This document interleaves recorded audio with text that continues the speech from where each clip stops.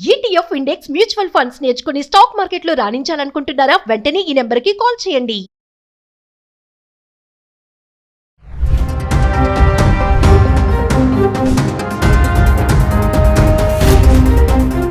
Hi hello నమస్తే, welcome back to Suman TV. Present మనతో పాటు ఉన్నారు chairman of national security studies UGC centre for human security studies founder and executive director Kanneganti Ramesh Babu గారు. నమస్తే sir. నమస్తే నవీన్ గారు. నమస్తే సార్, యుఎస్ఏలో ఇప్పుడు భారతీయుల్ని రికార్డు స్థాయిలో డిపోర్ట్ చేస్తున్నారు. అంటే ఇల్లీగల్ ఇమిగ్రెంట్స్ అందరినీ ఏరి పారేస్తున్నాడు అనుకోవచ్చు.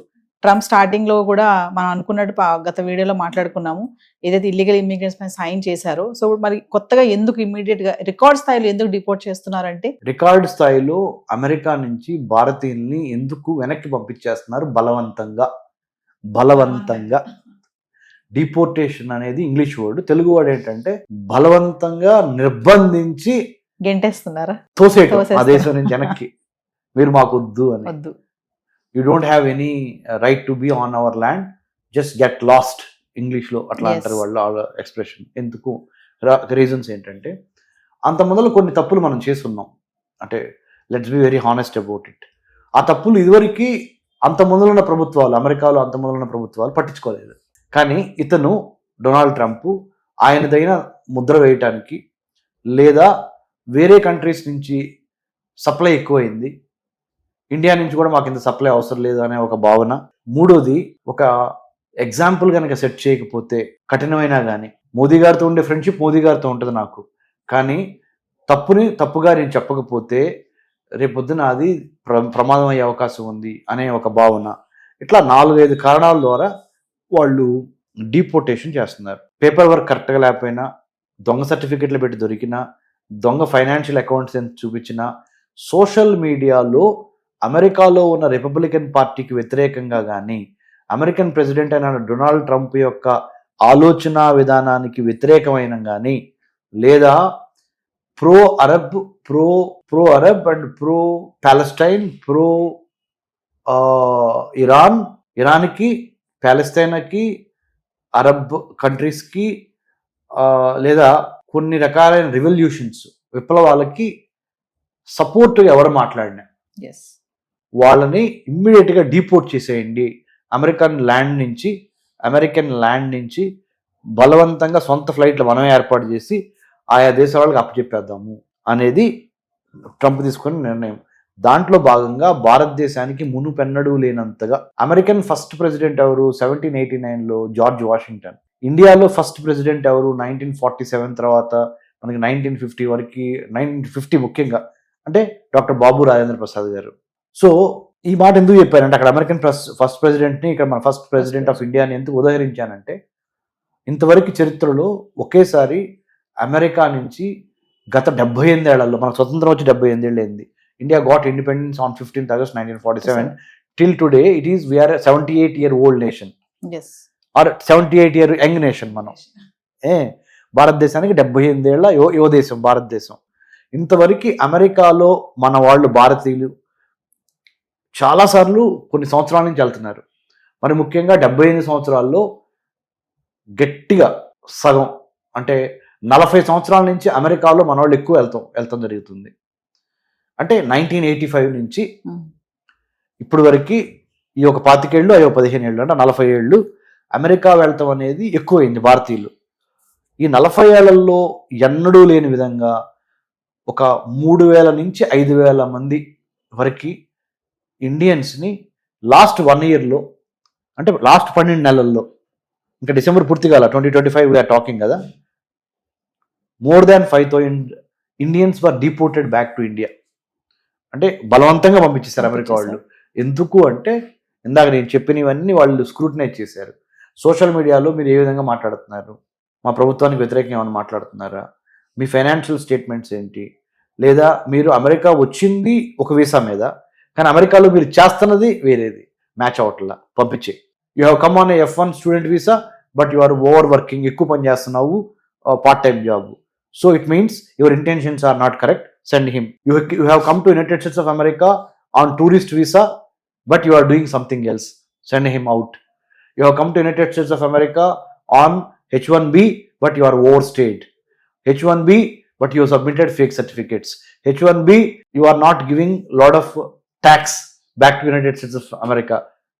Pampichi, send him, deport. Like this, and also you have spoken against Republican Party. Yes. You have spoken against certain ideologies of Republican Party. Send him abroad. So send him back to India. So these are the reasons, madam. అంటే correct పాలసీతో వచ్చిన వాళ్ళకి welcome చెప్తాను. ఎవరైతే wrong roots లో వస్తారో, skills లేకుండా, talents లేకుండా వస్తారో అలాంటి వాళ్ళని డిపోర్ట్ చేసేస్తాను, అదేనా సార్ ఆయన ఉద్దేశం? Absolutely. Right kind of intent, right kind of content, right kind of character ఉన్న వాళ్ళతో నాకు ఎటువంటి ప్రాబ్లం లేదు. మీరు ఏదో విధంగా తిమ్మిని పంపించేసి మమ్మల్ని మభ్యపెట్టి మమ్మల్ని ఫూల్స్ అనుకొని మీరు దొంగ సర్టిఫికెట్లు, దొంగ వ్యవహారాలు చేస్తే మా దగ్గర ఇంటెలిజెన్స్ ఉంది. అది కూడా ఏమేమి ఇంటెలిజెన్స్ రకాలు ఉన్నాయి మేడం.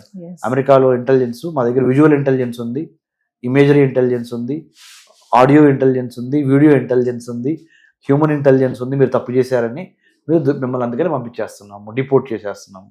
కాబట్టి better not to get in to the wrong books, better not to fall for immediate temptation.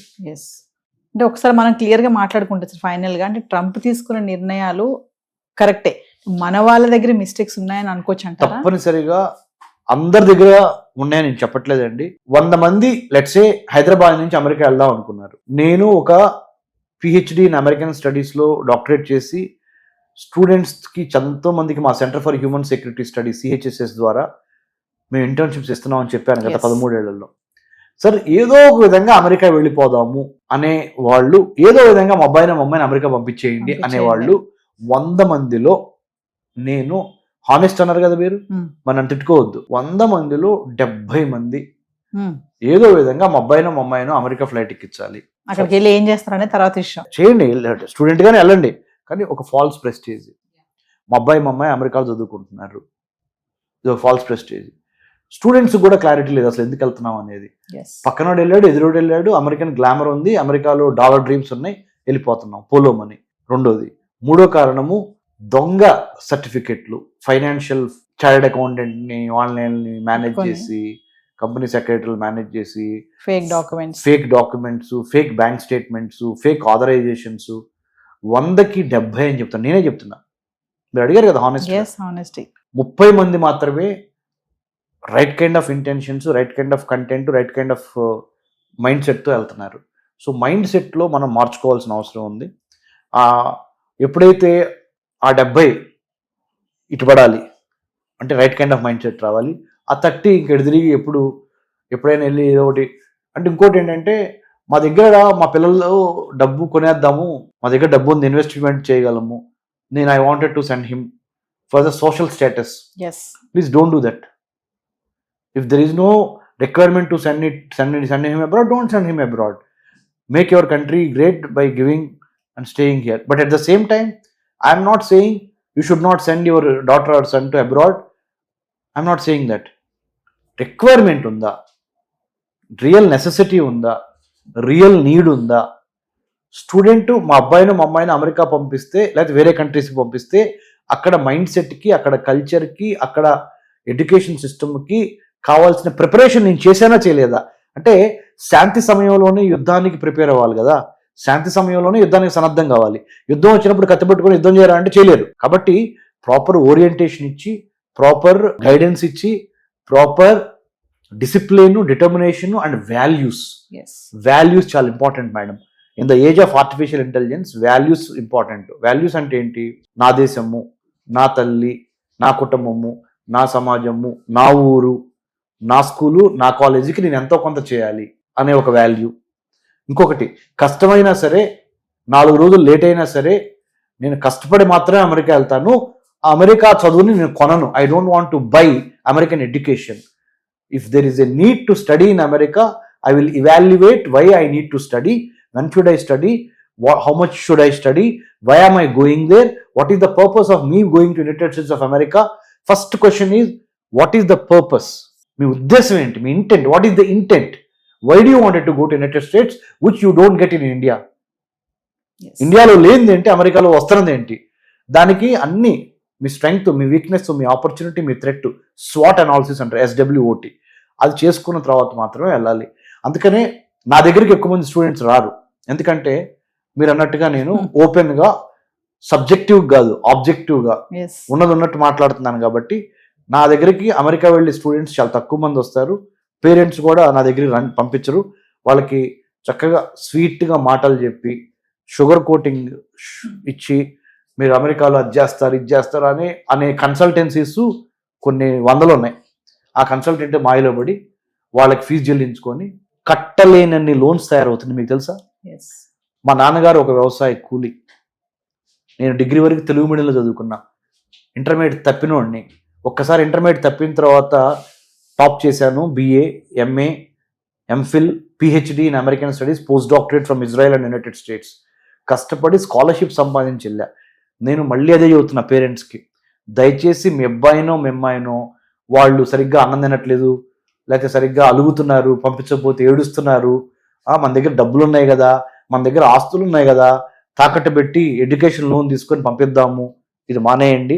ఎందుకు చెప్తున్నానంటే ఎడ్యుకేషన్ లోన్ అనేది ఒక పెద్ద ఉరితాళ్లాగా అమెరికాలో కానీ ప్రపంచంలో యూరోప్లో కానీ ఇమ్మీడియట్గా చదువైపోగానే ఉద్యోగాలు రావటం లేదు.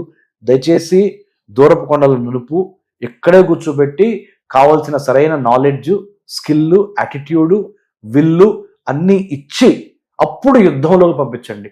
ఒక అడుగు లేట్ అయినా. Okay, so this is my humble appeal to the parents. తెలుగులోనే చెప్తాను. సుమన్ టీవీ చూస్తున్న మన 2 రాష్ట్రాల్లో ఉన్న తెలుగు ప్రజలందరిలో తల్లిదండ్రులకి నేను చెప్పేది ఏంటంటే, త్వరపడి మీ అబ్బాయినో మీ అమ్మాయినో అమెరికానో విదేశాల్లో ఎడ్యుకేషన్ లోన్ తీసుకొని పంపించొద్దు. దయచేసి మెరిట్ స్కాలర్షిప్స్ వెతకండి. మీకు తెలియకపోతే మాలాంటి వాళ్ళని అడగండి. మెరిట్ స్కాలర్షిప్స్ ద్వారా మీ అబ్బాయి మీ అమ్మాయి అసలు ఈ ప్రపంచ పోటీ రంగంలో ఏ స్థాయిలో ఉన్నారో తెలుసుద్ది. వాళ్ళకు కూడా విలువ తెలుసుద్ది, మీరు పెట్టే లక్షల విలువ. బీటెక్ చదవడానికి 1 yearకి స్టాన్ఫోర్డ్ యూనివర్సిటీలో ఒక 1 crore అండి ఫీజు. నార్మల్ మిగతా యూనివర్సిటీస్ లో 70 లక్షలు, 40 లక్షలు, 30 లక్షల దగ్గర నుంచి స్టార్ట్ అయ్యి ₹1 కోటి వరకు ఉంది ఒక సంవత్సరం. అన్ని కోట్లు పెట్టాల్సిన అవసరం ఏంటండి? మళ్ళీ టెన్షన్, నా కొడుకు ఎట్లా ఉన్నాడు, నా కూతురు ఎట్లా ఉంది, గన్ వైలెన్స్ ఎక్కువైంది అమెరికాలో, రోడ్ యాక్సిడెంట్స్ ఎక్కువైనాయి, క్రైమ్స్ ఎక్కువైనాయి. ఇవి కాకుండా ఉద్యోగం వచ్చిద్దా అనే గ్యారంటీ ఉందా? లేదు. సెక్యూరిటీ లేదు. లేదు. మీరు ఫిజికల్ గా వాళ్ళు అక్కడ, భౌతికంగా, కానీ వాళ్ళ మనసు ఇక్కడ, మీరు ఫిజికల్ గా ఇక్కడ, మీ మనసు అక్కడ. ఈ టెన్షన్ ఇదంతా వద్దు. రెడీ అయినప్పుడు మాత్రమే పంపించండి.